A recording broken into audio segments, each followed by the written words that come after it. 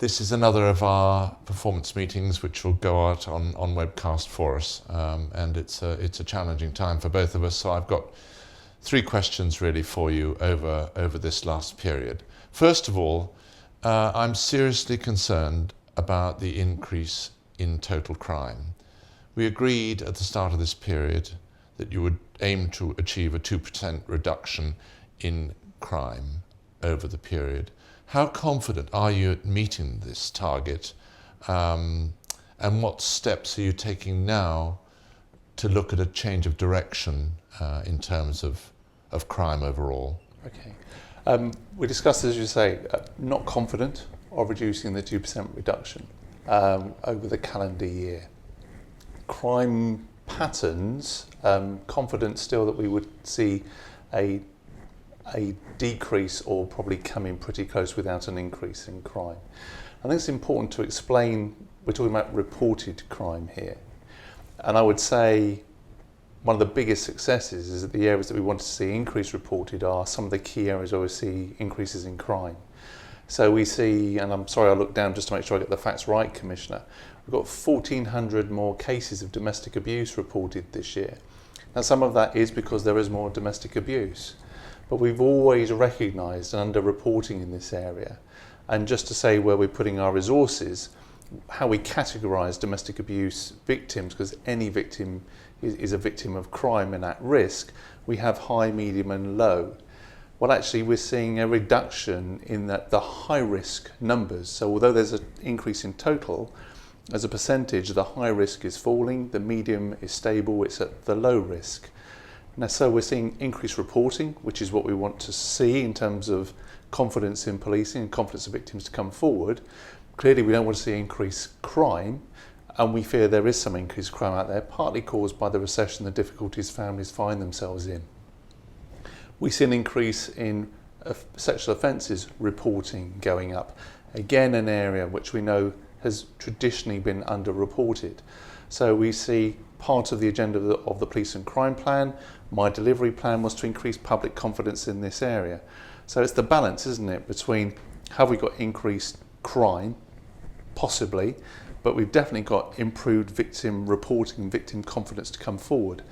And certainly in terms of criminal justice outcomes, stepping outside the total crime picture, we have one of the highest success rates in criminal justice outcomes for victims of sexual offences who choose that agenda. Do you want to explain what criminal justice outcomes are for our listeners? Absolutely. When a victim of a sexual offence comes forward, the main thing is their safety and their emotional sexual health. So in terms of the police response, whilst we're interested in evidence, we make sure they are signposted to the right victim support agencies, the sexual offences referral centres, victim support services. Then we take into account what does the victim want from this. And if a victim decides to go down the criminal justice path, we have some of the highest success rates in the Crown Court of bringing offenders to justice in terms of sexual offences. So for me, some of the areas we talked about, community confidence in reporting crime and being treated seriously, an absolute terrible case in the case of Savile, Stuart Hall, and other high profile cases, we're seeing victims coming forward, quite a considerable number now, which are historic cases. Now, of course, what's the tragedy is they didn't have the confidence to come forward before. The good news is they have the confidence to come forward now, and we're still seeing very high success rate on what are historic cases. Another example of an area where we would say, of course, it's a bad thing there's the offence, but it's a good thing it's reported, is around hate crime. We know disability-related hate crime, elder abuse, a lot of what we see in the media. Well, this year we've seen 150 more cases reported. Now, are we saying those are new offences, or are they offences that weren't there before? And part of your police and crime plan is to encourage reporting, is to encourage the force to reach out to disability groups. And certainly in our control rooms now, our triage service, when a victim reports in, is far better at identifying vulnerability and actually supporting that caller, potentially to making a report of crime and bringing an offender to justice. So just finishing off this piece on total crime, you've set a target in agreement with me. I'm not sure we'll get it. But let's just look at the crime categories, if I may, just which are down. Violence with injury, down. Robbery, down. Burglary, down. burglary non-dwelling, down. Vehicle offences, down. Criminal damage, down. Drug trafficking offences, down. So we have to be very careful when we talk of a total crime number, are we looking in the right areas around vulnerability, harm to people, harm to children? I would say yes, we are, but I'm not complacent because clearly those offences are taking place. There's a victim somewhere to be dealt with. So in terms of the second part of your question, where we're putting resources, a result of your intervention last week, we've mapped out, of the last 52 weeks, crime has been down 28 weeks as a comparator to the 12 months before. On 6 weeks it was the same. It's the last 14 weeks where we've seen the spike. Some of that is undoubtedly the summer policing and the impact on force resources.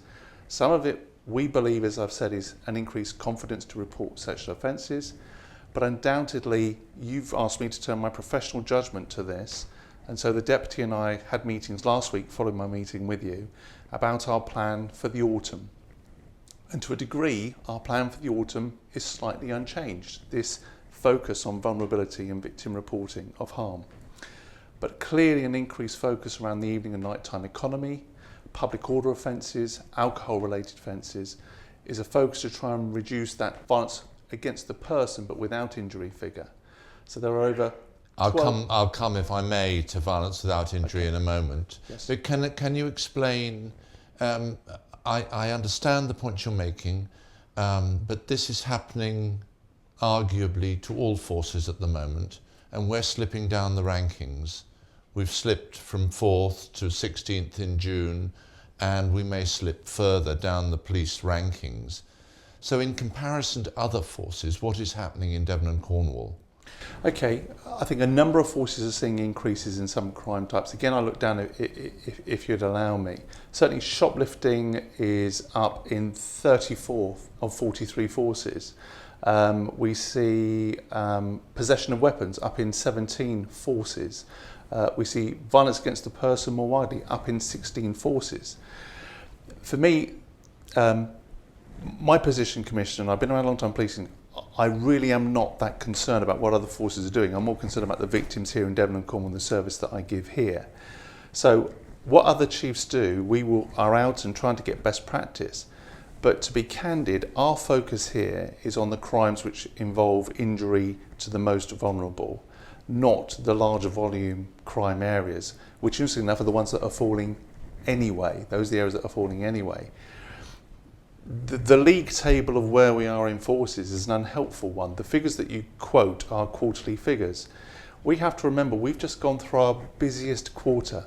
This is our busiest quarter, and a comparator with other forces, I would say at this point, is unhelpful, because we know roughly between 8 to 10 million people visited Devon, Cornwall and the Isles of Scilly over the summer. The I-Quanta data is referred to is a rolling quarter.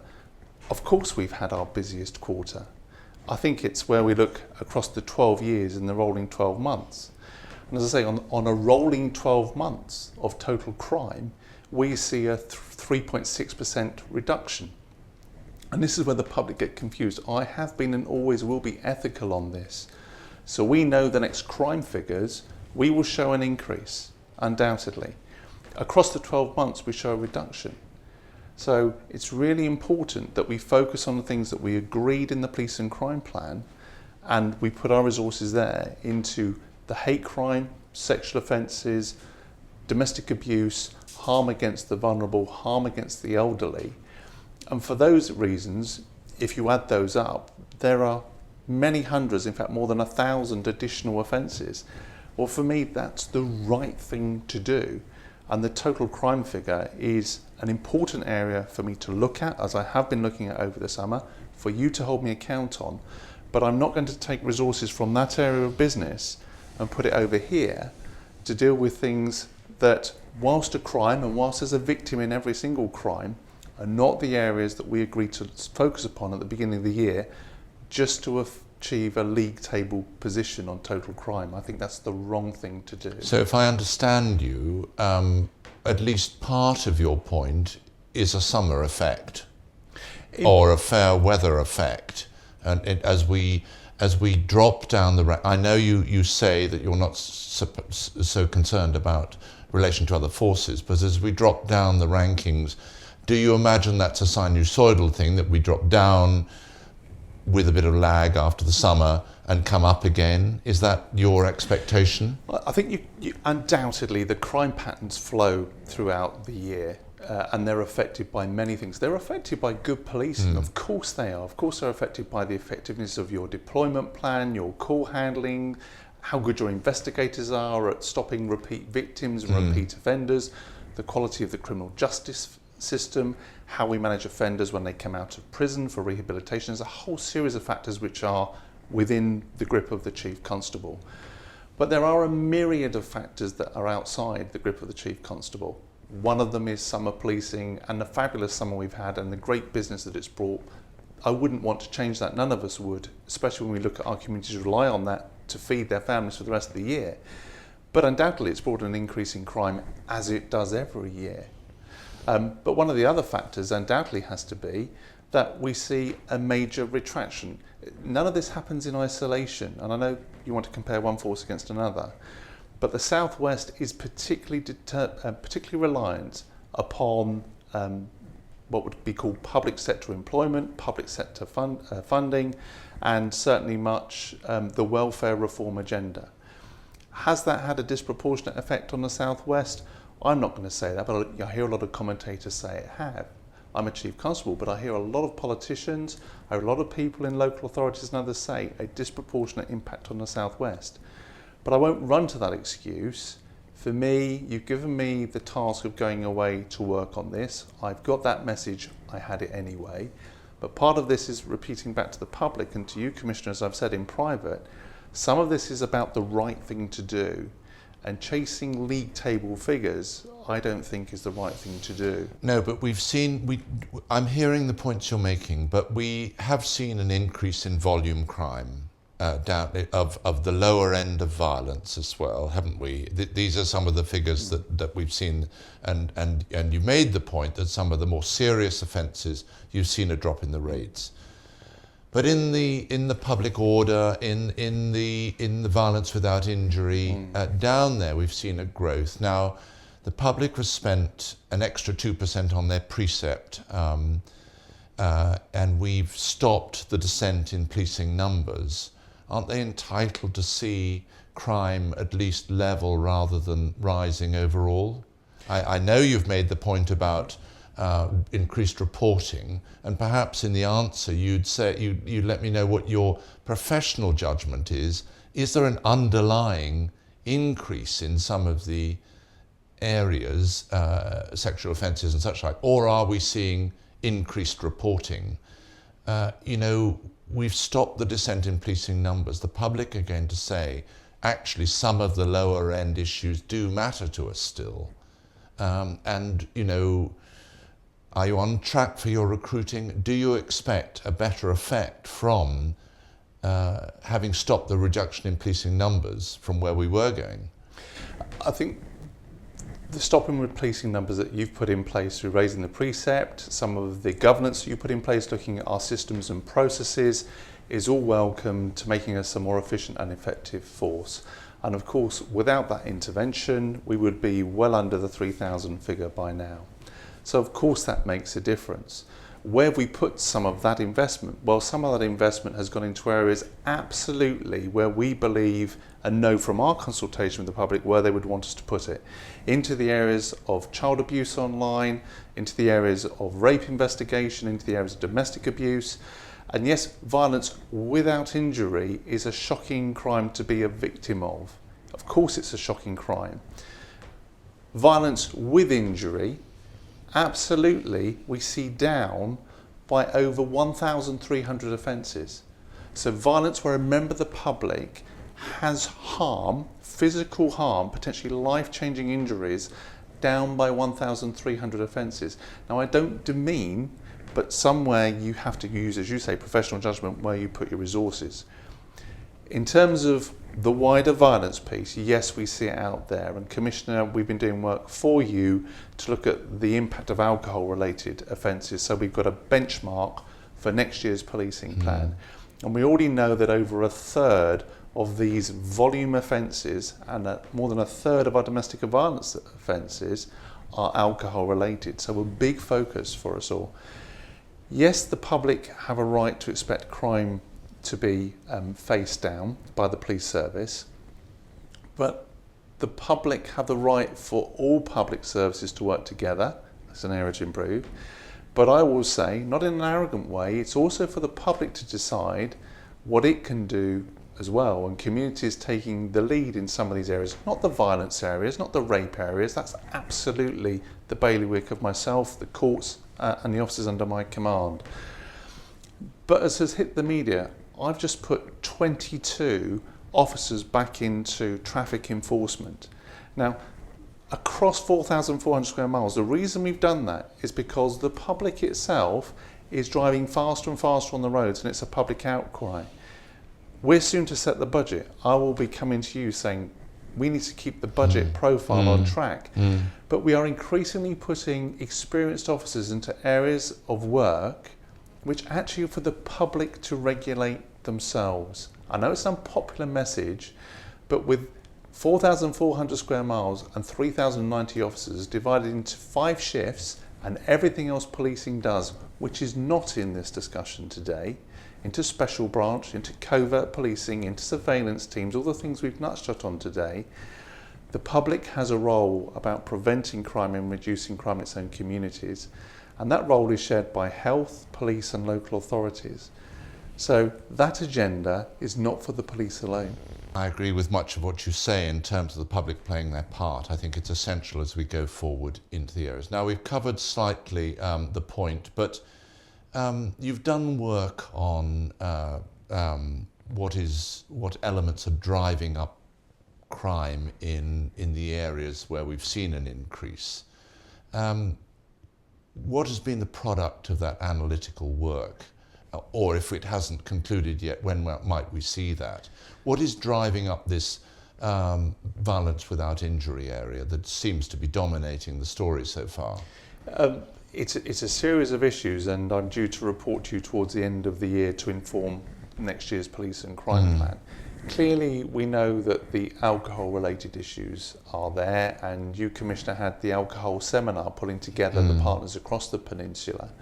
And clearly Plymouth City Council out for consultation on the nighttime levy. So we know that that's one part of it. We know the particularly good summer has been part of it as well. More people out on the streets, more people visiting the West Country, that will have played its part as well. And also we do see the public order offences, which may or may not, and I don't think we are going to have this evidence, be affected by the welfare reform, with people out of work, with particularly disputes in the home where times are hard. So we do see some public order offences there that fall out onto the streets or elsewhere. The issue for me is that work will inform a plan that the police will lead on part of, but many of the solutions are with our other partners. And that's why the commissioning role of the PCC through the community safety partnerships, the role of health and wellbeing boards, about rehabilitation, about diversion, work with the probation service. When we have these interviews, the focus is rightly on me as the Chief Constable and the force, and we will lead on many of these areas, but many of these areas, the causes are not within the police service gift to resolve. They are actually with other partners, and that's not passing the baton to them. We have our part to play, usually around intelligence analysis, but the solutions to many of these issues around hate crime, elder abuse, mental health related crime, we are responding to what is presented. We are not the solution to the problem. Am I right in saying that the some of the areas where crime has increased, we might think was associated with the nighttime economy, but actually you're finding it's actually in the neighbourhoods? I think I've understood that from our discussions over performance. Yeah. Intuitively, violence relates to alcohol and the issues we've discussed. What is happening in the neighbourhoods to increase the crime rate? But the analysis is too soon. I'm going to be careful of that phrase crime rate, because as I say, when we went to that very well-made point about the 2% increase Yes. in precept, I'm going to repeat it. Violence with injury down, robbery down, burglary Yes. down. There's a lot of crimes that happen in neighbourhoods Yes. are actually down. Yes. What we're seeing is the neighbour dispute, the argument, the heated exchange of texts, which then react to two people coming together Yes. and having a dispute. It's too early to say. What I can say is we're not alone. We are seeing this in other forces throughout the UK. So what's happening out there? Well, I'm not going to guess. I think that's the best thing. Yes. Is we should be, we're an evidence-based service. We should look at So we that. don't yet know. We don't yet know. And also, in this total crime piece, Commissioner, I'm just point, this is reported crime and how crime is classified in Devon and Cornwall. So for me, this is a worry. It's a worry because I gave you a commitment on crime reduction. It's a focus for the force. Some of it, I think, whilst bad because there's a victim, is a good sign of the change Yes. of culture and approach. Yes. Some of it is bad. Yes. Unequivocally, some of it is not good news. Some of it is due to how we record crime here. Her Majesty's Inspectorate of Constabulary is shortly to benchmark all 42 forces on how they record crime. Not because there's a fear they're unethical, but we do record crime differently. And I think you would see the same in many other areas of public service, where the inspectorate or government come in and benchmark one against another about how we record crime or how we deal with health or all sorts of things. So some of this awaits sort of a resetting of the benchmark nationally about how we record crime. We record crime very often over the phone rather than deploying an officer. One of the pieces of work, does that actually increase your reported crime? Because there's nothing like going to the scene and having the discussion to find out if the crime occurred. Whereas we, because of our reduction in numbers, try and report more crime over the phone, which whilst more efficient, could possibly, and I say could possibly, lead to an over-recording of the crime figures. So again, an area that I've asked the deputy to look at. Finally, we've talked quite a lot about the effects of alcohol. You and I have spoken about some political issues that I, and perhaps with your help, can try to address in terms of talking to our MPs, which we do together and such like. How are you targeting alcohol-related crime, and what difference do you think it's going to make to the violence issue? Well, I'd say it already has made a difference to the violence issue. As I say, if I don't do percentages, because I think percentages in this force area are really unhelpful. I'll give you one today. Public order offences down 7% in the last 7 days. There were 100 offences over 7 days across 4,000 square miles. Percentages are unhelpful. Violence with injury down by 1,300 offences. A lot of violence with injury is alcohol related, where people lose control, where weapons are drawn in the heat How do of we the rage. target that area? We've been targeting it for a long time as a Forces Commissioner. We have a summer policing plan based on alcohol, so we try and police the hotspots. We police it with public awareness. We police early intervention in the night time. We patrol the streets and, if necessary, give dispersal notices. We work very, very closely with the bar staff and with licensees. And I have to say, in this interview, the overwhelming majority of the nighttime economy licensees work really closely with us because they could lose their licenses and nobody wants to get a bad reputation if they can help it. But we also work with local authorities, where appropriate, closing down some of the bad licensees.